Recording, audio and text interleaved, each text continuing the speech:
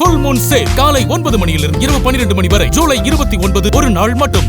Tamil matrimony ஆடி offer. இப்ப membership எடுங்க, ஆடில ஃப்ரீயா யூஸ் பண்ணுங்க. ஹாலிடேஸ்னாலே அது நம்ம GT Holidays தான். GT Holidays, South India's #1 travel brand. You know you are special when you're with GT Holidays. அந்த அபிஜித் வந்து அவன் அமெரிக்காவில் இருக்கிறான். அவனுக்கு ஏதாவது அவன் ஆம் ஆத்மியுடைய சோஷியல் மீடியா பார்த்துருந்தான். அவனுக்கு அரசியலில் ஏதாவது பண்ணணும் அப்படி இப்படின்னு ஒரு இது. அப்போ இந்த நல்ல வாய்ப்பாக அவர் தலைமை நீதிபதி சொன்ன வார்த்தையை பயன்படுத்திட்டு காக்ரோச் ஜனதா பார்ட்டின்னு தொடங்குறான். அந்த ஜனதா பார்ட்டி கூட நீங்கள் நான்லாம் கட்சி தொடங்கினாலாம் அவ்வளோ பேர் சேர மாட்டாங்க. அப்போ அதுக்கு பின்னாடி பெரிய ஒர்க் பண்ணணும். அந்த வெப்சைட்டை உருவாக்கிறதுக்கே பல லட்சம் ரூபா, கோடியில் கூட ஆகும். ஏன்னா 2.5 கோடி பேர் உள்ளே சேர்றான். தாவேகா வந்து சிபிஐ மேல கடுப்புல இருக்காங்கிற ஒரு விஷயம் வந்து ஓடிக்கிட்டு இருக்கு. அது உண்மையா சார்? 100% உண்மை. சிபிஐ மட்டும் இல்லை, சிபிஎம் இவர்கள் இந்த திமுகவுடைய தோழமை கட்சிகள் இருக்குல்ல சார், இன்னைக்கு தாவேகா தோழமை கட்சிகள் சார் இருந்ததில்ல. ஆமா, அந்த கட்சிகளுக்கு திமுக செய்து கொடுத்த வசதிகள் இருக்குல்ல, அது இந்த புகுந்த வீட்டில் இல்லை. சரி, இன்னொன்று புகுந்த வீடு இவங்க விருப்பப்பட்டு போல, கட்டாய திருமணம் மேலே இருக்கிற பெரியப்பாங்க தான் கட்டாய திருமணம் பண்ணி வச்சுட்டாங்க. நீங்கள் போகிற அன்னைக்கு இந்த புது பெண் அழுகுற மாதிரி இந்த சண்முகம் ஒரு அழுதார் பார்த்தீங்களா? நாங்கள் வந்து அங்கே ஆதரவு கொடுத்தாலும் கூட்டணி நாங்கள் திமுக கூட்டணி தான் ஞாபகம் இருக்கா? இன்னைக்கு ஸ்டாண்டு மாறிடுச்சு சார். அன்னைக்கு சொன்னார் அது அவர் என்ன ஸ்டாண்டு மாற்றினாலும் சண்முகத்துக்கும் திமுகவுக்கும் தான் பிரச்சனை. மக்கள் போராட்டம், மாணவர் போராட்டம் நடக்குதுன்னா அதை நீ ஒரு எதிர்கட்சி தலைவரா பார்லிமெண்ட்ல அடின்னு அடிச்சு நல்ல ஸ்பேஸ் வாங்கிடும். ஆல் ஓவர் இந்தியால ராகுல் காந்திக்கு லைம்லைட் கிடைச்சிருக்கும். நீங்க அப்ப இவங்க பதில் சொல்ல வேண்டிய நிர்பந்தம் வந்திருக்கும். இவங்களுக்கு என்ன பயம்னா, நீங்க அதையும் தாண்டி காக்ரோச் ஜனதா பார்ட்டி நீங்க சொன்ன மாதிரி அமைப்பே கிடையாது, கட்டமைப்பே கிடையாது. இதை காங்கிரஸ் கட்சி பண்ணிருந்தீங்கன்னு வச்சுக்கோங்களேன், காங்கிரஸ் கட்சிக்கு வந்து ஒரு மிகப்பெரிய கிரெடிட் வந்திருக்கும். காங்கிரஸ்கார சந்தோஷத்துல இருப்பான். அவன் பார்லிமெண்ட் போக முடியாது, ரோட்ல போறான். ஆமா, நீ பார்லிமெண்ட் ஆளு, பார்லிமெண்ட்ல அவனுக்கு ஆதரவா பேசணும். இல்ல பார்லிமெண்ட்லயே போராடி இருக்கணும். நீங்க வந்து காக்ரோச் ஜனதா பார்ட்டிக்கு இணையா இந்தியா முழுக்க இருக்கிற தொண்டர்களை திரட்டி மத்திய அரசுக்கு நெருக்கடி கொடுத்திருக்கணும். அதையும் நீங்க கோட்டை விட்டீங்க. மாதிரி எல்லாம் காமெடி பண்ணும். இங்க தமிழ்நாட்டுல இப்ப நீங்க கேட்டீங்க, பாலன் இல்லத்துல இடம் கொடுத்தாங்க. இவர்களுக்கு என்ன பிரச்சனைனா, இவ்வளோ பெரிய போராட்டம் நடக்குது, நம்ம இதில் இளைஞர்களை நம்ம கலந்துக்கிட்டா நம்ம கிட்ட வந்துடுவான்னு ஆளாளுக்கு டைஃபி எஸ்எஃப்ஐ அவங்க தனியாக குதிக்கிறாங்க. இத்தனைங்க ஆளுங்கட்சி இது எனக்கு என்னென்னு போய் போராட்டம் பண்ணுறாங்க. நீங்கள் சண்முகமே முதலமைச்சராக இருந்தாலும் இந்த மாதிரி பண்ணால் போலீஸ் வந்து கைது பண்ணுவோம். அனுமதி இல்லாமல் எங்கேயாவது போய் பண்ணாலே செக்ரட்டரியேட் முட்டுக்கு இந்த அறிவு இல்லாத அறிவு போனார்ல, அந்த மாதிரிலாம் நடந்தால் அரெஸ்ட் பண்ணுவாங்க. கேரளாவில் என்ன போராட்டம்? டைபி எஸ்எஃப்ஐ என்ன போராட்டம்? நீட்டுக்கு எதிராக தான் போராடிக்கிட்டு என்ன போராட்டம்? ஃபேர் நீட்டு தான். இங்கே பேன் நீட். யார் கொண்டு வந்தா பேன் நீட்டு? திமுக. உங்களுக்கு என்ன திமுக மேலே அவ்வளோ காதல்? நீங்கள் தேசிய கட்சி தானேங்க. அதனால் மாநிலத்துக்கு மாநிலம் மாறுபடுமா? கேரளாவில் ஃபேர் நீட் நடத்துகிறாங்க டைபி எஸ்எஃப்ஐ, இங்கே வந்து பேன் நீட்னா நீங்கள் என்ன இங்கே திமுக தலைமை கீழே இருக்கீங்களா? டைபி எஸ்எஃப்ஐ யாருங்க உங்களுக்கு தலைவர்? அகில இந்திய வாலிபர் சங்கத்துடைய தலைவர்களா இல்லை ஸ்டாலின்? அப்போ இங்கே ஒரு கோரிக்கை, அங்கே ஒரு கோரிக்கை. 5 வருஷமாக என்னங்க பண்ணுறீங்க? திமுக ஆட்சி நடந்ததில்ல, அன்றைக்கி இந்த டைபியும் எஸ்எஃப்ஐயும் இந்த ஏஐஒய்எஃப்பும் ஏஏஎஸ்எஃப்பும் என்ன பண்ணீங்க? பேன் நீட்னு ஏதாவது சண்டை போட்டிங்களா? ரோட்டில் இறங்குனீங்களா? இன்னொரு பக்கம் என்ன பிரச்சனை? பேன் நீட்டு, ஃபேர் நீட்டு. அங்கே இது முடிஞ்ச உடனே பட்டுன்னு வாபஸ் வாங்கிடுறாங்க. வாபஸ் வாங்கிட்டு எல்லாம் கலைஞ்சிட்டாங்க, முடிஞ்சிச்சு. இங்கேயும் அதே மாதிரி சொன்னோன்னே கலைஞ்சிருப்பாங்க, அவங்க கலைஞ்சிட்டாங்க. இவர் அதெல்லாம் முடியாது. ஒரு டீம் மெரினா போய் போராடணும், இன்னொரு டீம் இங்கேயே உட்காந்து போராடணும். பொறுத்து பார்த்தாங்க. நேராக வந்து இந்திய கம்யூனிஸ்ட் கட்சியிலே வந்து 10 நிமிஷம் டைமு கிளம்பி போயினாரு. போய் அறிவாலயத்தில் போய் போராடுங்க. ஆதானியர்களுக்கு அன்பு வணக்கம். இன்று நம்மோடு மூத்த பத்திரிகையாளர் திருமிகு அப்துல் முத்தலீஃப் இருந்தார். வணக்கம் முத்தலீஃப் சார். வணக்கம் சார். காக்ரோச் ஜனதா பார்ட்டி ஒரு மிகப்பெரிய வெற்றி. போராட்டத்தின் வாயிலாக தர்மேந்திர பிரதான் தன்னுடைய பதவியை ராஜினாமா பண்ணியிருக்காரு. பின்னாடி டீப் ஸ்டேட்லாம் இருக்குன்னு நீங்கள் சொன்னீங்க. அதையும் மீறி வந்து இளைஞர்களுடைய போராட்டமாக தான் நான் பார்க்குறேன். இளைஞருடைய போராட்டத்திற்கு மத்திய அரசு செவிசாய்த்து ராஜினாமா பண்ணியிருக்காங்க. இந்த டெவலப்மெண்ட்டை நீங்கள் எப்படி சார் பார்க்குறீங்க, எப்படி புரிஞ்சுக்கணும்? அதாவது மத்திய அரசுடைய அந்த ஒரு போக்கு இருக்குல்ல, ஒரு விஷயம் நடக்குது, அது அப்போவே நடவடிக்கை எடுத்துருக்கலாம். இப்போ எடுக்கிற நடவடிக்கை அப்போவே எடுத்திருந்தா இவ்வளோ பிரச்சனைக்கு வந்திருக்காது. நீங்கள் காக்ரோச் ஜனதா பார்ட்டிலாம் பெருசாக நீட் மேலாம் அக்கறைலாம் கிடையாது. அவங்க அந்த அபிஜித் வந்து அவன் அமெரிக்காவில் இருக்கிறான். அவனுக்கு ஏதாவது அவன் ஆம் ஆத்மியுடைய சோஷியல் மீடியா பார்த்துருந்தவன். அவனுக்கு அரசியலில் ஏதாவது பண்ணணும் அப்படி இப்படின்னு ஒரு இது. அப்போ இதுக்கு நல்ல வாய்ப்பாக அவர் தலைமை நீதிபதி சொன்ன வார்த்தையை பயன்படுத்திட்டு காக்ரோச் ஜனதா பார்ட்டின்னு தொடங்குறான். அந்த ஜனதா பார்ட்டி கூட நீங்கள் நான்லாம் கட்சி தொடங்கினாலாம் அவ்வளோ பேர் சேர மாட்டாங்க. அப்போ அதுக்கு பின்னாடி பெரிய ஒர்க் பண்ணணும். அந்த வெப்சைட்டை உருவாக்குறதுக்கே பல லட்சம் ரூபா, கோடியில் கூட ஆகும். ஏன்னா 2.5 கோடி பேர் உள்ளே சேர்றோம், அந்த ஸ்பேஸு மற்ற விஷயங்கள் எல்லாம். அப்போ இதுக்கு பின்னாடி பெரிய அளவில் நிதி மற்ற விஷயங்கள்லாம் இருக்குது.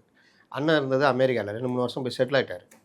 அப்போது இந்தியாவுக்குள்ளே பிரச்சனை ஏற்படுத்தணும்னா அண்ணனெல்லாம் எப்படிலாம் பயன்படுத்துவாங்க, வாங்சுக்கு எப்படி பயன்படுத்துவாங்கன்னா தனி கதை. ஓகே சார், எல்லாமே ஓகே சார். இந்த ட்ராப் எல்லாம் வந்து மத்திய அரசுக்கும் தெரியும், அதை வந்து பிடிக்க வேண்டியதானே. வரேன் அவ்வளோ சீக்கிரம்லாம் எல்லாம் நீங்கள் போலீஸ் என்ன தான் பெரிய படம் இருந்தாலும் திருடனா நினைக்கிறான்றது போலீஸுக்கு தெரியாது. திருடினா பிறகு தான் போலீஸுக்கு தெரியும். அதுக்கப்புறம் பிடிப்பாங்க. அதுக்கப்புறம் திருடாமல் இருக்கிறதுக்கு என்ன வழி அதெல்லாம் பார்ப்பாங்க. இதில் மத்திய அரசு கோட்டை விட்டுச்சுன்னு தான் சொல்லுவோம். ஓகே, நீங்கள் ஒவ்வொரு விஷயத்துலையுமே உங்களுக்கு எல்லாமே நடக்கும். விவசாயிகள் போராட்டம் நடந்தப்போ காலிஸ்தான் தீவிரவாதிகள் உள்ளே வந்தாங்க. நீங்கள் பார்த்தீங்கன்னா டெல்லி செங்கோட்டையில் தேசிய கொடி இறக்கிட்டு காலிஸ்தான் கொடி ஏற்றினாங்க. ஞாபகம் இருக்கா? விவசாயிகள் போராட்டத்தில் அந்த மாதிரிலாம் நடக்கும். நீங்கள் எல்லாமே வந்து உளவுத்துறையோ RAWவோ உங்களுக்கு சொல்லிகிட்டே இருக்க மாட்டாங்க. இந்த இடத்துல கோட்டை விட்டாங்களா சார் உளவுத்துறை? ஆமாம், உளவுத்துறை கோட்டை உள்ள இந்த ஒர்க்கு நடக்கிறதுன்றது ஒரு பெருசாக அவங்க எதிர்பார்க்கல இந்த அளவுக்கு போகுன்றது. நீங்கள் RAW ஆனால் அதுக்கு பிறகு அவங்க எடுத்த டீட்டெயிலாம் இருக்குல்ல, அதெல்லாம் வேறு லெவலு. சரி, அது விட்ருவோம். அப்போ இவர் இவர் வந்து போராட்டத்தை ஆரம்பிக்கிறார். அப்போது அதுக்கு ஏதாவது ஒரு காரணம் வேணும்ல. அப்போது இந்த போராட்டத்தை கையில் எடுத்து பண்ணுறாங்க. மத்திய அரசு இதில் கவனிக்க வேண்டிய விஷயம்னா அவ்வளோ பேருக்கு இந்த இதில் கோபம் இருக்குது. நீட் தேர்வில் நீங்கள் நடக்கிற அந்த முறைகேடுகளை தடுக்காமல் விடுறது. நீங்கள் நான் எல்லாமே எக்ஸாம் எழுதியிருப்போம். அந்த கடைசி நாள் எக்ஸாமு முடிஞ்சு வெளியே வரும்போது ஒரு ஜாலி இருக்கும் பாருங்கள். எந்த தேட்டருக்கு மச்சான் போகலாம், அன்றைக்கி வீட்லேயும் கண்டுக்க மாட்டாங்க.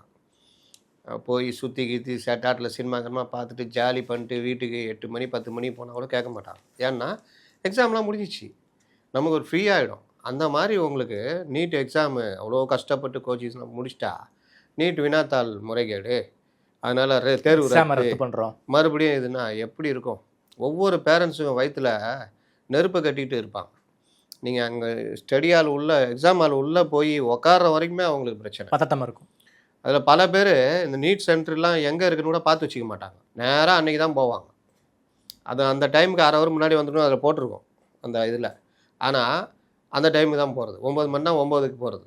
அப்புறமா ஐயோ குய்யா முறையானு அழுவுறது. இந்த மாதிரிலாம் பலரும் பார்த்துருக்கோம். அதனால் இந்த விவகாரத்தில் நீங்கள் மக்களுடைய கோபத்தை அவனுக்கு தெரியும், அந்த அபிஜித்துக்கு தெரியும் எதை இது பண்ணால் எப்படி கிளம்பணும். அப்போ அது ஒரு பெரிய பிரச்சாரமாக மாற்றுறாங்க. மாணவர்கள் அதுக்குள்ளே வர்றாங்க, ஓகே, தன்னெழுச்சியாக வர்றாங்க. இதை இவர்கள் நடத்துகிறாங்க. இது ஒரு அமைப்பு சாரா போராட்டம். ஆமாம், இதுக்கு வந்து ஒரு கட்சியோ யாரும் பொறுப்பேற்றுக்க முடியாது. அதுக்குள்ளே யார் வேணால் வரலாம். அப்படி வருகிறவர்கள் என்ன பண்ணுறாங்க, பார்லிமெண்ட்டை முற்றுகிடுறாங்க. பார்லிமெண்ட் அட்டாக்ன்றது நம்ம 2001 அவ்வளோ கடுமையாக இருந்தது பார்த்தோம். அப்போ இந்த மாதிரி ஒரு அமைப்பு சாரா போராட்டத்தில் உங்களுக்கு 2500 பேர் பல சமூக விரோதிகள் உள்ளே வந்திருக்காங்கன்னு இப்போ லேட்டஸ்ட்டாக அந்த FLR கேமரா மூலிமா எடுத்திருக்காங்க. அப்போ இதை பயன்படுத்திக்குவாங்க. அப்போ திடீர்னு ஒரு 4-5 பாகிஸ்தான் தீவிரவாதிகளோ இல்லாட்டி ஏதோ ஒரு தீவிரவாத அமைப்பை சேர்ந்தவர்களோ பாம்பும் கட்டிட்டு உள்ளே போயிட்டா என்ன பண்ணுவீங்க? அப்போ போலீஸு தடுத்து நிறுத்த வேண்டிய கடமை இருக்குது. அப்போ இந்த போராட்டம் பெருசாக வெடிக்குது. இதை ஒட்டி நாடு முழுவதும் போராட்டங்கள் அங்கங்கே கிளர்ச்சிகள் ஆரம்பிக்குது. இந்த போராட்டத்துடைய பெரிய வீழ்ச்சி என்னென்னா, நீங்கள் அரசியல் கட்சியில் உள்ளே வந்ததெல்லாம் கிடையாது. இந்த போராட்டம் அடுத்தடுத்த மாநிலங்களில் பரவுது, அந்த கோபம் இருக்குதுன்றதை மத்திய அரசு புரிஞ்சிக்குது. பேச்சுவார்த்தை போகிறாங்க. அதுக்கப்புறம் ஒரு கட்டத்துக்கு மேலே தர்மேந்திர அவர் 21ஆம் கிட்டத்தட்ட ராஜினாமா அவர்கிட்ட வாங்கிட்டாங்க. ஓகே, அவர் லாஸ்ட்டில் தர்மேந்திர பிரதான் யாதவ் ராஜினாமா பண்ண வச்சுட்டாங்க. அதன் மூலியமாக இந்த போராட்டம் முடிவுக்கு வந்து. சார், எனக்கு இன்னொரு கேள்வி இருக்குது சார். இது வந்து மோடிக்கான நெருக்கடி தான். மோடி வந்து யாரையும் காவு கொடுக்க மாட்டாருன்னு தான் வந்து நான் நினச்சிக்கிட்டு இருந்தேன். இந்த இஷ்யூவை வந்து அவங்க பெருசாக போகும், ஆனால் வந்து கமிட்டி போட்டு நாங்கள் வந்து சால்வ் பண்ணுறோம் அப்படின்னு பேச்சுவார்த்தையெல்லாம் முடிச்சிடுவாங்கன்னு நினச்சேன். ராஜினாமா வரைக்கும் போயிருக்குன்னா இதை நாம் எப்படி சார் புரிஞ்சுக்கிறது? நெருக்கடி தானா மத்திய அரசுக்கு? இது ஒரு நெருக்கடி தானா? நீங்கள் நான் முதல்ல சொன்னேன்ல, இந்த நீட் விவகாரத்தில் இந்த அளவுக்கு அயோக்கியத்தனம் நடக்குதுன்றத நீங்கள் ஆரம்ப கட்டத்தில் தடுத்துருந்தீங்கன்னா இந்த கோபம் இருந்திருக்காது. அப்போ பேருக்கு ஒரு 16 பேர் கைது, ஒரு விசாரணை இப்படின்னு போட்டுருந்தானா கதை. இப்போ மட்டும் எப்படி 2 துறை செயலர்கள், உயர்கல்வி செயலர், பள்ளி கல்வி செயலரை தூக்குறீங்க. இப்போ புதுசாக ஒரு 5-6 பேரை அரெஸ்ட் பண்ணுறீங்க, பணி நீக்கம் பண்ணுறீங்க. டிபார்ட்மெண்ட்டில் இருக்கிற பள்ளையும் அரெஸ்ட் பண்ணியிருக்காங்களே. இதை அன்னைக்கே பண்ணியிருந்தா காக்ரோச் வெளியே வந்திருக்குமா? காக்ரோச்சுக்கு தேவை ஏதாவது போராட்டம். அது எது தொட்டா பற்றிக்கும் தெரியுது, பற்றிக்கிச்சு. Okay sir. இதில் ஃபேர் நீட்டு தான் அங்கே போராட்டத்துக்கு பிரதான இதுவே. 3 கோரிக்கை. 1 ஃபேர் நீட்டு, 2 பிரதான் ராஜினாமா, 3 இழப்பீடு. இழப்பீடுலாம் கூப்பிட்டு சொல்லிட்டாங்க, உன் இஷ்டத்துக்குலாம் நீ சொல்கிற மாதிரிலாம் 1 கோடிலாம் கொடுத்துட்டு முடியாது. எத்தனை பேர் கொடுத்துட்ருப்பீங்க? நாங்கள் பார்த்து பண்ணிக்கிறோம். அதெல்லாம் உனக்கு என்ன தேவை? இந்த பிரதான் ராஜினாமா பண்ணிக்க அப்படின்னு. இதில் வாங்ஷூக்கு நடுவில் குதிக்கிறார். ஆளாளுக்கு அஜெண்டா இருக்குல்ல, வாங்ஷூக்கு ஒரு அஜெண்டா குதிக்கிறார். வாங்ஷூக்குடைய நிதி மற்ற விஷயங்கள்லாம் தெரியும் மத்திய அரசு. ஏற்கனவே அவருக்கு என்ன கோவம்னா, எஃப்சிஆர்ஏ சட்டம் கொண்டு வந்ததுனால அவருடைய நிதியெல்லாம் கட் பண்ணிட்டாங்க. அந்நிய நாட்டிலேருந்து வர நிதி, அண்ணன் சைனா போனது, நேபாள், பங்களாதேஷ் போராட்டத்தை ஆதரிச்சுன்னு பல விஷயங்கள் இருக்குது. அப்போ அது எல்லாமே எடுத்து அண்ணன் பண்ணுறதெல்லாம் வச்சு அழகாக தூக்கி உள்ள வைக்கலாம் அந்த மாதிரி. அதனால் அவரை ஆஃப் பண்ணிட்டாங்க. அவர் டக்குன்னு ஆஃப் பண்ணார் பாருங்க. இன்னொருத்த முடிச்சார், டக்குன்னு வாபஸ் வாங்கிட்டார். போராட்டம் நடந்துருக்கும் போது அவர் வாபஸ் வாங்குறாரு. அடுத்து இந்த போராட்டம் இவர்களும் பார்த்தீங்கன்னா பட்டுன்னு வாபஸ் வாங்குவாங்க. வந்து போயிட்டு வருவாப்புல, வந்தவொடனே டக்குன்னு. அப்போது பிரதான் ராஜினாமா இந்த இது முடிவுக்கு வந்துடுச்சு. காமெடி என்னென்னா, தமிழ்நாட்டில் 2 காமெடி நடக்குது. நான் தமிழ்நாட்டுக்கு தான் சார் வரேன். குறிப்பாக ஆல் ஓவர் இந்தியாவில் வந்து ஃபேர் நீட்னு கேட்டு போராட்டம், தமிழ்நாட்டில் வந்து பேன் நீட்டுன்னு கேட்டு போராட்டம் பண்ணிக்கிட்டு இருக்காங்க. குறிப்பாக இந்த போராட்டத்தை ஆர்கனைஸ் பண்ணி அவங்களுக்கு ஸ்பேஸ் கொடுத்தது வந்து சிபிஐ பாலநிலத்தில் தான் வந்து போராட்டமே நடந்துக்கிட்டு இருக்கு. அங்கே வந்து தமிழ்நாடு அரசுக்கு எதிராக கோஷங்கள், தமிழ்நாடு முதல்வரை கிரிட்டிசைஸ் பண்ணி பதாகைகள். இதன் காரணமாக கவர்மெண்ட் வந்து சிபிஐ மேலே கொஞ்சம் கடுப்பில் இருக்காங்க. குறிப்பாக நீங்கள் வந்து உங்கள் கட்சி தலைவர் முத்தரசனே வந்து தாவேக்கா வந்து ரொம்ப மோசமாக பேசுகிறாரு, பேர் சொல்லாமல் விமர்சிக்கிறாரு, இதெல்லாம் கூட்டணி தர்மமா அப்படின்னு தாவேக்கா வந்து சிபிஐ மேலே கடுப்பில் இருக்காங்கங்கிற ஒரு விஷயம் வந்து ஓடிக்கிட்டு இருக்கு. அது உண்மையா சார்? 100% உண்மை. சிபிஐ மட்டும் இல்லை, சிபிஎம்மும் இவர்கள் இந்த திமுகவுடைய தோழமை கட்சிகள் இருக்குல்ல சார், இன்னைக்கு தாவேக்கா தோழமை கட்சிகள் சார் இருந்தது இல்லை. ஆமாம், அந்த கட்சிகளுக்கு திமுக செய்து கொடுத்த வசதிகள் இருக்குல்ல, அது இந்த புகுந்த வீட்டில் இல்லை. சரி, இன்னொன்று புகுந்த வீடு இவங்க விருப்பப்பட்டு போகல, கட்டாய திருமணம் மேலே இருக்கிற பெரியப்பாங்க தான் கட்டாய திருமணம் பண்ணி வச்சுட்டாங்க. நீங்கள் போகிற அன்னைக்கு இந்த புது பெண் அழுகுற மாதிரி இந்த சண்முகம் ஒரு அழுதார் பார்த்தீங்களா? நாங்கள் வந்து அங்கே ஆதரவு கொடுத்தாலும் கூட்டணி நாங்கள் திமுக கூட்டணி தான்னாரு. ஞாபகம் இருக்கா? இன்னைக்கு ஸ்டாண்டு மாறிடுச்சு சார். அன்னைக்கு சொன்னார் அது அவர் என்ன ஸ்டாண்டு மாற்றினாலும் சண்முகத்துக்கும் திமுகவுக்கும் தான் பிரச்சனை. அந்த இது ஓடிச்சுல அது. ஆமாம், நீங்கள் போய் மார்க்சிஸ்ட் கம்யூனிஸ்ட் கட்சியில் இருக்கிற யாரை வேணால் கேளுங்க, தாவேக்காக்கு எதிராக தான் பேசிக்கிட்டு இருப்பாங்க. ஆமாம், திமுக அவங்க திமுகவே ஆயிட்டாங்க. நான் இதை வந்து பல வருஷமாக சொல்லிகிட்டு இருக்கிறேன். ஓகே, மார்க்சிஸ்ட் கம்யூனிஸ்ட் கட்சி திமுகவுடைய இடதுசாரி அணி மாதிரி போயிடுச்சு. இந்த தலைவர்களுடைய சுயநலம் இப்படி ஆயிடுச்சு. இந்திய கம்யூனிஸ்ட் கட்சி சொல்லவே தேவையில்லை. அவர்களுக்கு கோட்பாடு கொள்கையெல்லாம் கிடையவே கிடையாது. அவர்கள் சித்தன் போக்கு சிவன் போக்கு தான் அவங்களுக்கு. அவங்க ஒரு கவர்மெண்ட்டை வந்து அது கவர்மெண்ட்டில் போய் சேர்ந்துக்குவாங்க. ஆனால் மார்க்சிஸ்ட் கம்யூனிஸ்ட் கட்சி அப்படி கிடையாது. ஆனால் இந்த கடந்த 5 ஆண்டில் மிக மோசமாக இடதுசாரிகள் அங்கே போயிட்டாங்க. விசிகா சுத்தமாக அங்கே போயிட்டாங்க. ஆலூர் ஷானவாஸ்லாம் இப்போ வரைக்கும் திமுகவில் தான் இருக்காரு. பாஜக ஆட்சி நடக்குதுன்னு ஸ்டேட்மெண்ட் சொல்லியிருக்காரு. அதான் அவர் திமுகவில் சேரன்றாரு. சேர்த்தா திரும்ப என்னையா வந்தாருன்னா சிக்கல் ஆகும்னு அவங்க யோசிக்கிறாங்க. இன்னொன்று பாஜக நிலைப்பாடு தான் இவருக்கு அதை என்ன ஆகுன்றது இவரும் யோசிக்கிறார். இந்த மாதிரி ஒரு குழப்பத்தில் ஓடுது.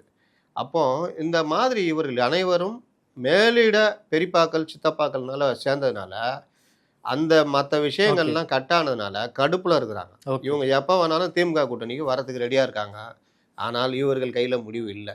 இந்த சூழ்நிலையில் தான் அங்கே ஃபேர் நெட்டு நடக்குது.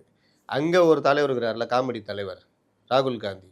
அவர் இந்த விவகாரத்தில் பார்லிமெண்ட்டில் எதிர்கட்சி தலைவராக வச்சு செஞ்சுருக்கணும். ஆமாம், லட்டு மாதிரி கிடைக்குது.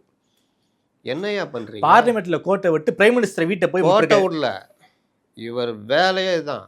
நீங்கள் பீகாரில் அவ்வளோ பிரச்சனை இருக்கும், மக்கள் பிரச்சனை இருக்கும். அதை விட்டுட்டு ஓட் ஷோர்னு இந்த மாதிரி பொருந்தாத விஷயங்களை செய்கிறது தான் ராகுல் காந்தியுடைய வேலை. அதில் ஒன்று தான் நீ போயிட்டு பிரதமர் இவருக்கு நீ உனக்கும் மோடிக்கும் பிரச்சனை இருக்குன்னா தனியாக தள்ளி வச்சுக்கோங்க. மக்கள் போராட்டம், மாணவர் போராட்டம் நடக்குதுன்னா அதை நீ ஒரு எதிர்கட்சி தலைவராக பார்லிமெண்ட்டில் அடின்னு அடிச்சு நல்ல ஸ்பேஸ் வாங்கிருக்கும். ஆல் ஓவர் இந்தியாவில் ராகுல் காந்திக்கு லைம்லைட் கிடைச்சிருக்கும். நீங்கள் அப்போ இவங்க பதில் சொல்ல வேண்டிய நிர்பந்தம் வந்திருக்கும். இவங்களுக்கு என்ன பயம்னா, நீங்கள் அதையும் தாண்டி காக்ரோச் ஜனதா பார்ட்டி நீங்க சொன்ன மாதிரி அமைப்பே கிடையாது, கட்டமைப்பே கிடையாது. இதை காங்கிரஸ் கட்சி பண்ணிருந்தீங்கன்னு வச்சுக்கோங்களேன், காங்கிரஸ் கட்சிக்கு வந்து ஒரு மிகப்பெரிய கிரெடிட் வந்திருக்கும். காங்கிரஸ்கார சந்தோஷத்துல இருப்பான். அவன் பார்லிமெண்ட் போக முடியாது, ரோட்ல போறான். ஆமா, நீ பார்லிமெண்ட் ஆளு, பார்லிமெண்ட்ல அவனுக்கு ஆதரவா பேசணும். இல்ல பார்லிமெண்ட்லயே போராடி இருக்கணும். நீங்க வந்து காக்ரோச் ஜனதா பார்ட்டிக்கு இணையா இந்தியா முழுக்க இருக்கிற தொண்டர்களை திரட்டி மத்திய அரசுக்கு நெருக்கடி கொடுத்திருக்கணும். அதையும் நீங்க கோட்டை இந்த விட்டீங்க. மாதிரிலாம் காமெடி பண்ணக்கூடாது சார் காங்கிரஸ் கட்சியில அண்டர் எஸ்டிமேட் பண்ணாதீங்க சார். நான் பண்றேன் சார் இந்தியாவை ஆண்ட கட்சி நானா சார். பண்றேன் ஆண்ட கட்சி தாங்க, அவ்வளவுதான். இந்தியாவை ஆண்ட கட்சி மேற்கு வங்காளத்தை ஆண்ட கட்சி காங்கிரஸ், மேற்கு வங்காளத்தை ஆண்ட கட்சி கம்யூனிஸ்ட். இன்னைக்கு அங்கே என்ன எந்த இடத்துல இருக்காங்க? இந்தியா முழுவதும் கம்யூனிஸ்டில் 55 எம்பி சீட் வச்சுருந்தாங்க, இப்போ எங்கே இருக்காங்க? இதெல்லாம் வந்து அவர்களுடைய நிலைப்பாட்டில் இன்றைக்கி ஒன்றும் இல்லாமல் போயிட்டாங்க. ராகுல் காந்திலாம் எதாவது இதை உள்ளே போடுறாரு ராகுல் காந்தி. இதை வச்சுக்கிட்டு நம்ம எதாவது சாதிக்க முடியுமா? ஏன் இங்கே திமுக உட்காந்து கையில் எடுக்குது? இதை வச்சுக்கிட்டு நம்ம எதாவது பண்ண முடியுமா? ஏன் பால நிலத்தில் இடம் கொடுக்குறாங்க? இந்த இளைஞர்கள் நம்ம சைடில் அதில் எல்லாரும் தூண்டியில் வச்சு போட்டு ஆனால் எங்கே போராட்டம் நடத்தணும்?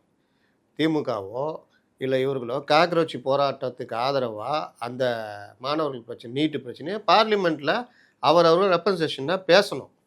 ஆனால் இவர்களுக்கு தான் சம்சா கட்லெட் சாப்பிட்றது தானே. நீங்கள் இன்னையோட 20ஆம் தேதி ஆரம்பிச்சு இன்னோட 25 6வது நாள் இன்னைக்கு இன்னை வரைக்கும் பார்லிமெண்ட் நடத்த விடாமல் பண்ணுறாங்க. நேரத்தே முடிஞ்சு போன நீட்டு பிரச்சனைக்கு இன்னைக்கு பெரிய பிரச்சனை பண்ணி வெளியில் போகிறாங்க. இதுதான் இவர்கள். இதெல்லாம் மக்கள் பார்த்துக்கிட்டு இருக்கிறாங்க. இன்னைக்கு சபை முடங்கி இருக்கு. இதெல்லாம் மக்கள் பார்க்குறாங்க. ஒரு நாள் பார்லிமெண்ட்டை முடங்கினா எவ்வளோ பிரச்சனைன்னு கவலையே படுறதில்ல. இந்த ஸ்கூல் பசங்க காலேஜ் ஸ்கூலில் இருக்க வரைக்கும் ஒழுங்காக இருப்பாங்க. காலேஜ் போனோன்னா அன்னன்னைக்கு ஏதாவது சினிமா மச்சான் நல்ல படம் வந்திருக்குடா இருடா டக்கு சார் ஸ்ட்ரைக் சார் அதுன்னு சொல்லிட்டு போயின்னே இருப்பாங்க. எங்கள் காலத்தெல்லாம் நடந்தது. நாங்கள் போய் ஃபஸ்ட் இயர் ஸ்டூடெண்ட்டை செகண்ட் இயர்லாம் போய் சார் ஸ்ட்ரைக் சார்னு எல்லோரும் வெளியே கூப்பிட்டு வருவோம். அந்த மாதிரிலாம் அந்த காலத்தில் தான் நடந்தது. இப்போ நடக்குதா தெரில. அப்போது அந்த ஒரு ஃப்ரீடம் கிடைக்குதுல்ல ஸ்கூல்லேருந்து அந்த அதை மிஸ்யூஸ் பண்ணுறது. படிக்கிற நேரத்தை காலேஜ் அந்த பெரிய கட்டடம் செலவு ப்ரொஃபஸரு எல்லாத்தையும் வீணடிச்சிட்டு சினிமாவுக்கு போகிறோம். ஓகே, இதே தான் நீங்கள் பார்லிமெண்ட்டில் இவர்கள் பண்ணிக்கிட்டு இருக்கிறாங்க. இது ஒன்று. இங்கே தமிழ்நாட்டில் இப்போ நீங்கள் கேட்டீங்க பாலன் இல்லத்தில் இடம் கொடுத்தாங்கன்னு. இவர்களுக்கு என்ன பிரச்சனைனா இவ்வளோ பெரிய போராட்டம் நடக்குது, நம்ம இதில் இளைஞர்களை நம்ம கலந்துக்கிட்டால் நம்மக்கிட்ட வந்துடுவான்னு ஆளாளுக்கு டைஃபி எஸ்எஃப்ஐ அவங்க தனியாக குதிக்கிறாங்க. இத்தனைக்கும் ஆளுங்கட்சி இது எனக்கு என்னென்னு போய் போராட்டம் பண்ணுறாங்க. நீங்கள் சண்முகமே முதலமைச்சராக இருந்தாலும் இந்த மாதிரி பண்ணால் போலீஸ் வந்து கைது பண்ணும். அனுமதி இல்லாமல் எங்கேயாவது போய் பண்ணாலே செக்ரட்டரியேட் முட்டுருக்கு இந்த அறிவு இல்லாத அறிவு போனார்ல அந்த மாதிரிலாம் நடந்தால் அரெஸ்ட் பண்ணுவாங்க. அரெஸ்ட் பண்ணினா தூக்கி அந்தமான் சிறைக்கு அனுப்ப போகிறாங்க, ஈவினிங் விட்ருவாங்க. அதுக்கே சண்முகம் என்ன சொல்கிறாரு, இப்படியெல்லாம் பண்ணால் எங்கள் ஆதரவை மறுபரிசீலனை பண்ண வேண்டியிருக்கும். சார் கனகராஜன் கிட்டத்தட்ட இதே மாதிரியான ஸ்டேட்மெண்ட்டை சொல்லியிருக்காரு சார். விஜயனுடைய மௌனத்தை எங்களால் சகிச்சுக்கொள்ள முடியாது. தாவேக ஆட்சி அமைந்ததுலேருந்தே வந்து போலீஸ் வந்து ரொம்ப கட்டுப்பாடற்று செயல்பட்டு இருக்காங்க. போராட்டத்தில் எப்படி வந்து மாணவர்களை வந்து மேன்ஹேண்டில் பண்ணாங்க அதுக்கு அதுதான் சாட்சி. இதுக்கு வந்து விஜய் வந்து ஏதாவது பேசணும், மௌனமாக இருக்காரு, இந்த மௌனத்தை எங்களால் சகித்துக்கொள்ள முடியாதுன்னு வந்து சொல்லியிருக்காங்க. சிபிஎம்ல இருந்தே சொல்லியிருக்காங்க. கனகராஜ் என்கிட்ட கோட் பண்ணுறீங்கல்ல, அப்போ நான் கனகராஜ் பற்றி சொல்லுவேன். எனக்கு அதுக்கு உரிமை இருக்குது. நீங்கள் பேசலை, நான் தான் பேசுகிறேன். கனகராஜ் என்கிற நபரும் சு வெங்கடேசன் போன்றவர்களும் அருணன் போன்றவர்களும் வீரபாண்டியன் மத்திய அரசு ஊழியர் சங்க தலைவர் இவர்கள் எல்லோருமே திமுகவுடைய இடதுசாரி அணிகளாக மாறி ஆண்டு கணக்கில் ஆகுது. நீங்கள் யாரையாவது புதுசாக கொண்டு போய் கனகராஜ் பேட்டி முன்னாடி உட்கார வச்சு கேளுங்க, சார் திமுககாரர் நல்லா பேசுகிறாருன்னுவாங்க. ஒரு கட்சியே அகில இந்திய முடிவுகளின்படி இன்னொரு தலைமைக்கு ஆதரவு கொடுத்துடுச்சு, அந்த அரசுக்கு ஆதரவாக அல்லது அந்த அரசுக்கு துணையாக இருக்கிறது தான் கூட்டணி தர்மம். உங்களுக்கு என்ன இன்னை வரைக்கும் மனசு மாற மாட்டேங்குது, என்ன பிரச்சனை? அதனால தான் சொல்கிறேன், இவர்கள் எல்லோருமே இன்னும் திமுகவுடைய இதை விட்டு வெளியே வரல. நான் இன்னொன்று கேட்குறேன், மார்க்சிஸ்ட் கம்யூனிஸ்ட் கட்சிக்கு கேரளாவில் என்ன போராட்டம்? டைஃபி எஸ்எஃப்ஐ என்ன போராட்டம்? நீட்டுக்கு எதிராக தான் போராடிக்கிட்டு இருக்கு. என்ன போராட்டம்? ஃபேர் நீட்டு தான். இங்கே பேன் நீட். யார் கொண்டு வந்தா பேன் நீட்டு? திமுக. உங்களுக்கு என்ன திமுக மேலே அவ்வளோ காதல்? நீங்கள் தேசிய கட்சி தானேங்க. அதனால் மாநிலத்துக்கு மாநிலம் மாறுபடுமா? கேரளாவில் ஃபேர் நீட் நடத்துகிறாங்க டைஃபி எஸ்எஃப்ஐ, இங்கே வந்து பேன் நீட்னா நீங்கள் என்ன இங்கே திமுக தலைமை கீழே இருக்கீங்களா? டைஃபி எஸ்எஃப்ஐ யாருங்க உங்களுக்கு தலைவர்? அகில இந்திய வாலிபர் சங்கத்துடைய தலைவர்களா இல்லை ஸ்டாலினா? அப்போ இங்கே ஒரு கோரிக்கை அங்கே ஒரு கோரிக்கை. 5 வருஷமாக என்னங்க பண்ணுறீங்க? திமுக ஆட்சி நடந்ததில்ல, அன்றைக்கி இந்த டைஃபியும் எஸ்எஃப்ஐயும் இந்த ஏஐஒய்எஃப்பும் ஏஏஎஸ்எஃப்பும் என்ன பண்ணீங்க? பேன் நீட்னு ஏதாவது சண்டை போட்டிங்களா? ரோட்டில் இறங்குனீங்களா? இந்த மாதிரி கவர்மெண்ட்டுக்கு எதிராக எதாவது பண்ணீங்களா? அப்போவும் அரெஸ்ட் பண்ணியிருப்பாங்க.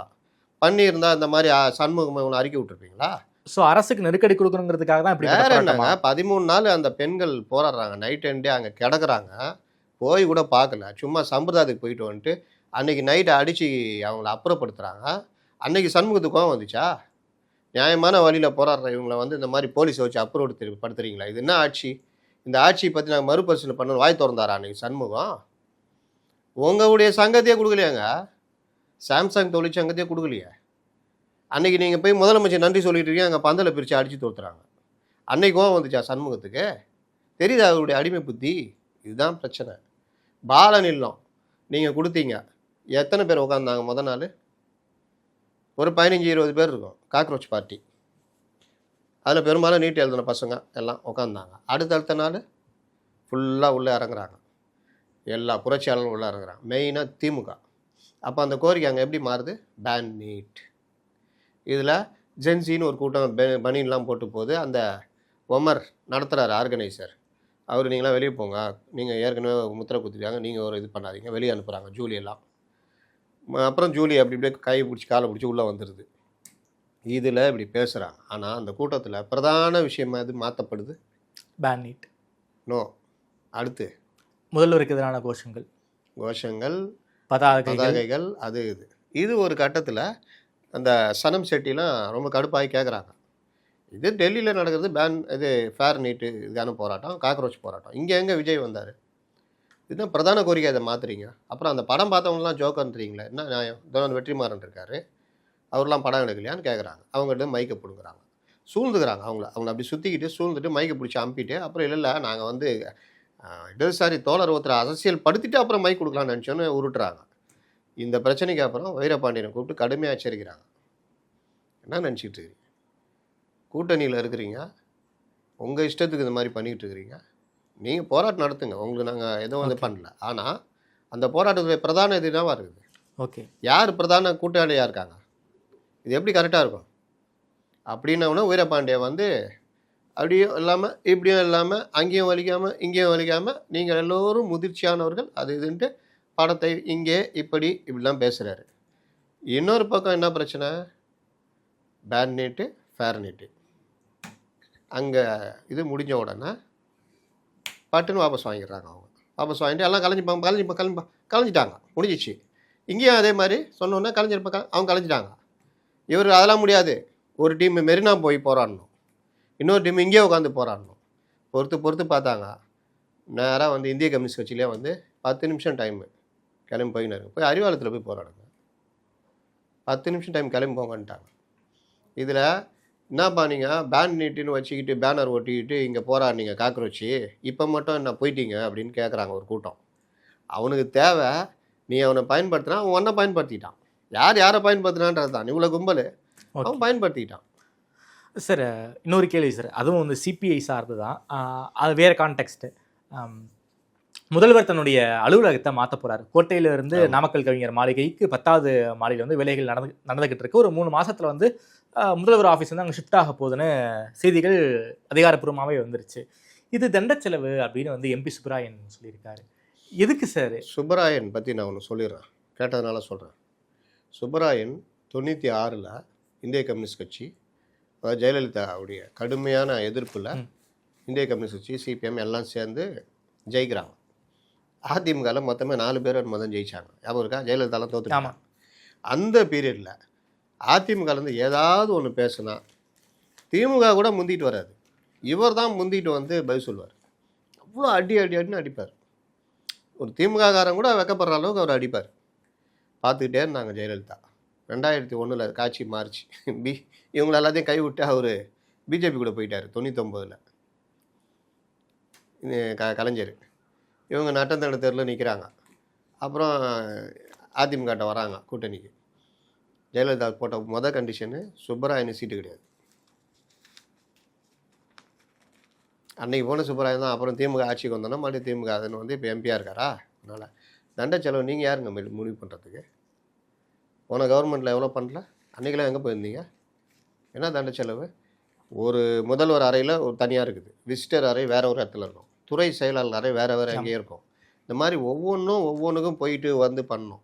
இப்போ இது எல்லாத்தையும் சரி பண்ணி 10வது மாடி வந்து கான்ஃபரன்ஸ் ஹால், அது ஒன்றும் பெரிய இது கிடையாது. இந்த கலெக்டர் மீட்டிங்லாம் நடக்கும் தெரியுமா, அந்த இது அதை மொத்தமாக இது பண்ணி மொத்தமாக அதில் சிஎம் உடைய கேம்ப் ஆஃபீஸ்லேருந்து எல்லாமே ஃபுல்லாக அங்கே போயிடுது. அப்போ ஒருத்தர் உள்ளே போனார்னா எல்லா இதுக்குமே ஈஸியாக இருக்கும். விஐபி வர்றத இங்கே விஐபி வர்றதுக்கு தனி ரூம் ஒரு இடம், வரத வேறு விசிட்டருங்க உட்காரத்துக்கு ஒரு இடம். சிஎம்ஏ தனியாக பேச முடியாது. சிஎம் மீட்டிங் ஹால் அது தனி. இப்படி ஒவ்வொன்றுக்குமே தனித்தனி. இப்போ இது ஓகே 10வது மாடியில் செட் பண்ணுறாங்க. இப்போ இந்த இடம் ஃப்ரீ ஆகிடுச்சுன்னா இங்கே இன்னும் கொஞ்சம் வேலை மற்ற இது நடத்துறது ஈஸியாக இருக்கும். இல்லை சிஎம் வந்து சட்டசபை நடக்கும்போது வந்து 2வது மாடிக்கு வந்துட்டாருன்னா 2வது மாடி வழியாகவே ஒரு இணைப்பு இருக்குது. நேராக இங்கே வந்துடலாம் சட்டசபைக்கு. ஏன் தான் இவர்கள்ட்ட என்ன பிரச்சனைனா கருத்துக்கு அந்த சமயம் மாறிடுவாங்க. கொஞ்சம் இடம் கொடுத்தீங்க வச்சுக்கோங்க, அவர் ஏன் கோட்டு போட்டு வராரு, வேஷ்டி சட்டை தானே கரெக்டு, இது தண்ட செலவில் அப்படின்றாலும் போவோம். சார் சட்டசபை இடம் மாறுதா சார்? ஆமாம், கிண்டி அல்லது பட்டினப்பாக்கத்தில் ஒரு இடம் பார்த்துருக்காங்க. 2 இடம் ஏதாவது ஒன்றில் போகலான்னு ஒரு முடிவு ஆய்வு பண்ணிட்டு இருக்கோம். ஓகே சார், கிண்டியில் வந்தால் இப்போ தான் வந்து அந்த இயற்கை பூங்கா ஏரி வெட்டுறது அப்படிங்கிற இன்ஃப்ராஸ்ட்ரக்சரை கடந்த ஆட்சியிலேயே பண்ணிட்டாங்க. நீங்கள் சொல்கிறது கிண்டி ரேஸ் கோர்ஸ். இது வந்து இந்த ஹைவேஸ் டிபார்ட்மெண்ட்டுக்கு சொந்தமான இடம் ஒன்று இருக்குது. Okay sir. அந்த அண்ணா நூலகத்துக்கு எதிர் அந்த சைடில் வருது. Okay sir. அங்கே வந்து பெரிய இடம் இருக்குது, ஏக்கர் கணக்கில். அங்கே வந்து போகலாமான்னு ஒரு ஆய்வு பண்ணுறாங்க. ஸோ பட்டினப்பாக்கத்துலேயும் பார்த்துட்டு இருக்காங்க. ஆமாம், பார்த்துட்டு இருக்காங்க. ஆனால் அது சிட்டிக்குள்ளெல்லாம் பண்ணாங்கன்னா அது வந்து மறுபடியும் ஒரு இட நெருக்கடி தான் ஏற்படும். இதே இது வந்து இது ஈசிஆர் ரோட்லேயே கலைஞர் இது ஒரு நகரம், துணை நகரம்ன்ற மாதிரி காஞ்சிபுரம் மாவட்டத்தில் தான் பண்ணியிருக்காங்க போல. அதாவது பெரிய இண்டோர் ஸ்டேடியம் மாதிரி சார். அங்கெல்லாம் மாற்றினாங்கன்னா பிரச்சனையே இருக்காது. ஓகே, உங்களுக்கு எல்லாம் சென்டர் ஆகிடும். சார் ஓமந்தூராரை மாற்ற முடியாதா? ஏங்க ஒரு மருத்துவமனையாக அது மாதிரி ஜியோ போட்டு ரன் ஆகிட்டு இருக்கு. தமிழ்நாட்டுடைய பெரிய மருத்துவமனைகள்ல அது ஒன்று. ஜிஹெச்சுக்கு அடுத்து பெரிய மருத்துவமனை.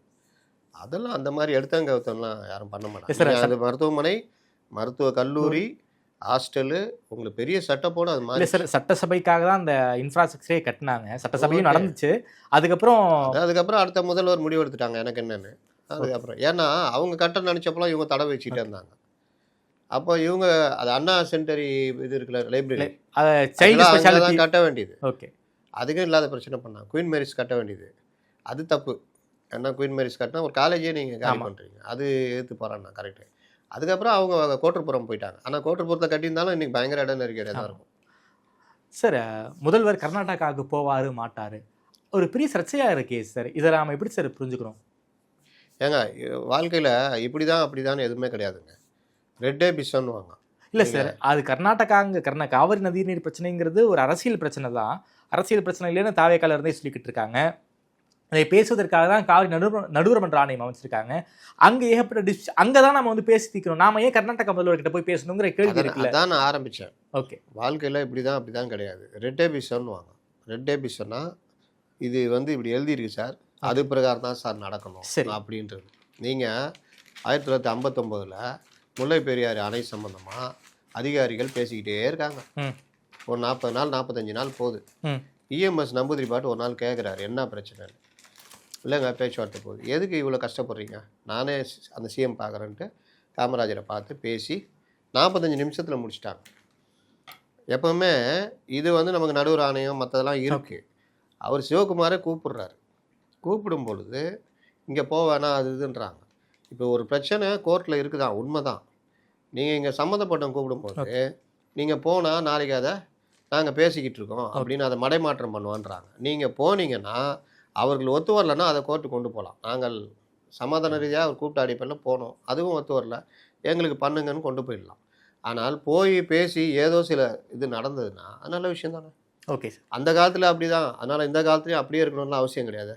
நீங்கள் மேடை போட்டு பிரச்சாரம் பண்ணி ஜெயிச்சிங்க, அவர் ரீல்ஸ் போட்டே ஜெயிச்சிட்டாரு. அதனால் எல்லாமே மாறுதலுக்கு உட்பட்டது. சார் இந்த 4 எம்எல்ஏ தகுதி நீக்க வழக்கு 30ஆம் தேதி வந்து சபாநாயகருக்கு முன்னாடி 4 எம்எல்ஏக்கள் ப்ளஸ் அதிமுகவுடைய பொதுச் செயலாளரும் ஒரு மீட்டிங்கிற மாதிரியான ஒரு விஷயங்கள் போயிட்டுருக்கு. என்ன சார் நடக்க வாய்ப்பு இருக்குது? இந்த விவகாரத்தில் சபாநாயகர் பிடிவாதம் பிடிக்கக்கூடாது. நீங்கள் உச்சநீதிமன்ற தீர்ப்பு எல்லாமே இருக்குது. தாவேக்காக்கு ஒரு கௌரவமான நிலைப்பாடு வேணும்னா அவர்களை தகுதி நீக்கம் செய்யணும். ராஜினாமா பண்ணிட்டாங்களே, எப்படி தகுதி நீக்கம் செய்ய முடியும்? அதெல்லாம் பண்ணலாம். ராஜினாமாவை ஏற்கவில்லை, விசாரித்தேன். ஓகே, விசாரணை நடத்தினேன், அவர்கள் தரப்பிலும் இது பண்ணேன். உச்சநீதிமன்ற தீர்ப்பும் இருக்கிறது. அந்த அடிப்படையில் எனது விசாரணைகள் அடிப்படையில் இவர்கள் வந்து ராஜினாமாவை ஏற்பதை நிறுத்தி அவர்களை தகுதி நீக்கம் செய்கிறேன்னு கொண்டு வந்துடலாம். கௌரவமாக போயிடும். ஓகே, அதுக்கப்புறம் நீங்களே கூட அவங்கள நிற்க வச்சுக்கலாம். அதெல்லாம் பிரச்சனை. தகுதி நீக்கம் பண்ணால் நிற்கலாம், அது ஒன்றும் பிரச்சனையே கிடையாது. சார் செந்தில் பாலாஜி வழக்கும் மிகப்பெரிய அளவில் போய்கிட்டு இருக்கே சார். இடி வேற உள்ளே வருவதற்கு வாய்ப்பு இருக்குங்கிறாங்க. ட்ரிப்ளிகேன் போலீஸ் ஸ்டேஷனில் 2 பேருமே ஆஜராகிருக்காங்க. அசோக்குமார் வந்து நீதிமன்றத்தில் ஆஜராகிருக்காரு. ஒரு மிகப்பெரிய சிக்கலை நோக்கி தான் போயிட்டு இருக்கோம் சார். கிட்டத்தட்ட அப்படி தான் போகுது. ஆனால் இவர்கள் பாஜகவிடம் நெருங்கி கொண்டிருக்கிறார்கள் யார் சார்? திமுக. ஓகே, அதனால் அது இன்ன வரைக்கும் இடி வரலையே, இன்னும் வரல. இன்ன வரைக்கும் வரலையே. அது இடி வரதுக்கான வாசலை திறந்து வச்சு வா வான்னு கூப்பிட்ற மாதிரி நல்லா வளர்க்குது. ஓகே, ஏன் வராமல் இருக்காங்க? அப்போ இந்த மாதிரி அவர் மேலேயே 2-3 இருக்குல்ல, இந்த டிரான்ஸ்ஃபார்மர் ஊழல். பர்மிஷன் கிடைச்சா இன்ன வரைக்கும் ஒன்றுமே பண்ணலையே. நேரு மேலே இருக்குது. இன்றைக்கி வைத்தியலிங்கம் இதை மறுபடியும் ரீஓப்பன் பண்ணிட்டாங்க. அது ஏற்கனவே இடி விசாரிச்சிருக்குது. அப்போ அந்த மாதிரி விவகாரங்கள் எல்லாம் வந்து ஏன் தாமதமாகிறது அப்படின்ற கேள்வியும் வருது இல்லை. ஆனாலும் அந்த கேஸுன்றது ரொம்ப ஸ்ட்ராங்கான கேஸ் தான். இன்றைய கடைசி கேள்வி சார். ஆகஸ்ட் 1 ராகுல் காந்தி தமிழ்நாடு வராரு. அதாவது தமிழ்நாடு அவருக்கு கிட்டத்தட்ட 40க்கு 40 அடிச்சு கொடுத்துரு இந்தியா கூட்டணிக்கு கடந்த காலங்களில். அப்போ கூட பெருசாக ஒரு தமிழ்நாட்டை நோக்கி அவர் வரல. கேரளாவுக்கு வரும்போது ஊட்டியில் ஒரு தடவை வந்தார், அப்போ தான் போய் பார்த்தாங்க தேர்தல் பிரச்சார சமயம். இப்போது வராரு, முதல்வர் பதவியேற்பு விழாவுக்கு வந்திருந்தார், அதுக்கப்புறம் இப்போ வரப்போகிறாரு. என்ன சார் பிளான்? அவர் கட்சி நிகழ்ச்சி விஷயமா அவர் வராரு. 3ஆம் தேதி கூட 2 பேரும், 4ஆம் தேதி கூட 2 பேரும் ஒன்றா சந்திக்கிறாங்க டெல்லியில். வைகோவுடைய நூல் வெளியீட்டு விழா. அதெல்லாம் மேட்டர் இல்லை. இங்கே அவங்களோட உறவு முறிந்தது தான். காங்கிரஸ் உடையது முறிந்தது தான். இந்தியா கூட்டணியில் நாங்கள் இல்லைன்னு சொல்லிட்டாங்க. தமிழ்நாட்டில் இந்தியா கூட்டணியே இல்லைன்னு சொல்லியிருக்காங்க. அதனால் ராகுல் காந்தி தனி ஸ்டாண்டு. ராகுல் சொல்லி தான் சிவகுமார் முதல்வர் விஜயை சந்திக்க கர்நாடக முதல்வர் அழைத்திருக்கிறார். அதனால் இந்த விவகாரத்தில் இப்போ 1ஆம் தேதி வராருன்னா ஒரு ஆலோசனை கூட நடக்கலாம். ஓகே, ஆனால் பெரும்பாலும் முதல்வரை சந்திக்கிறது வாய்ப்பு இல்லைன்னு நினைக்கிறேன். ஓகே சார், ரொம்ப நன்றி சார். தமிழ்நாடு அரசியல் தொடர்பான பல்வேறு கேள்விக்கு ரொம்ப பதில் சொல்லியிருக்கீங்க. நேரம் கொடுத்து பேசியுமே. நன்றி முத்துரைக்கு சார்.